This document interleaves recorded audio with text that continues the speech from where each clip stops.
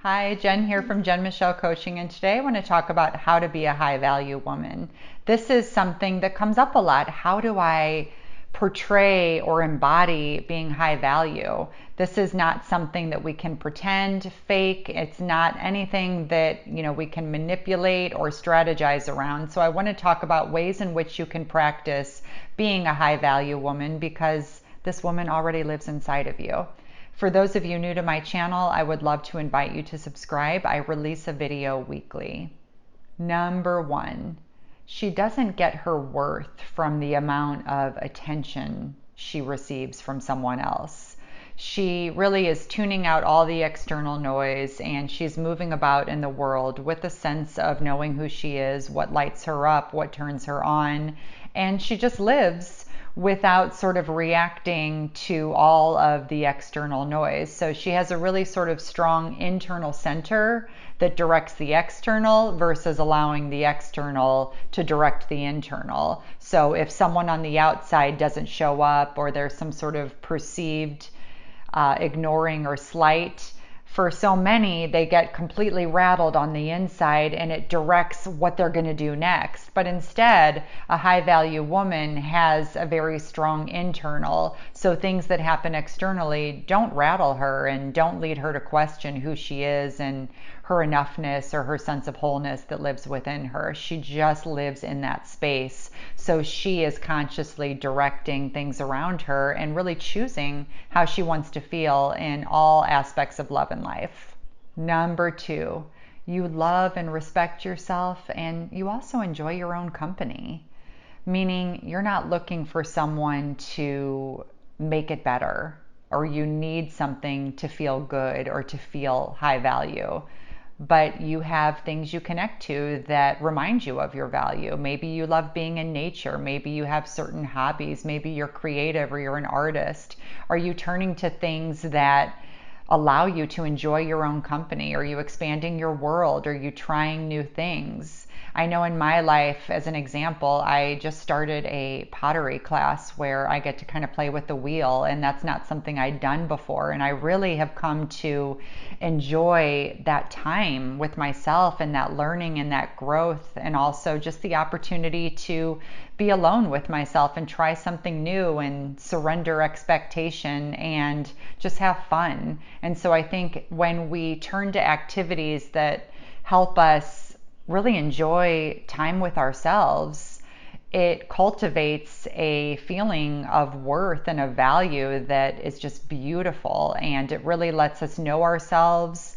It helps us learn how to regulate and to access everything we're talking about here today a little bit deeper. Number three, a high value woman is kind and compassionate. So what are you practicing in your life? I always view kindness as a practice. Are you practicing being kind? Because if you're practicing being kind, of course you'll get good at being kind. Are you practicing compassion? You will get good at being compassionate.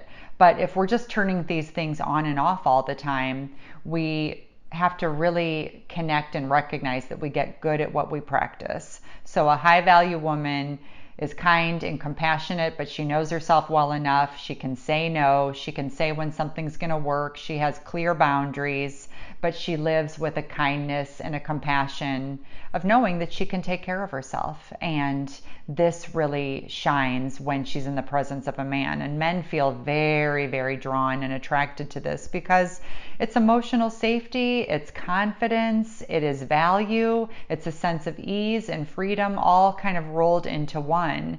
And so it's less about how you look or how successful you appear, but it's about how much you just know and love who you are and accept yourself, which is always the root of all the work that I do with women. Lastly, she has grace for herself and others, meaning if she makes a mistake, she has enough humility to apologize and move on. She's not begging.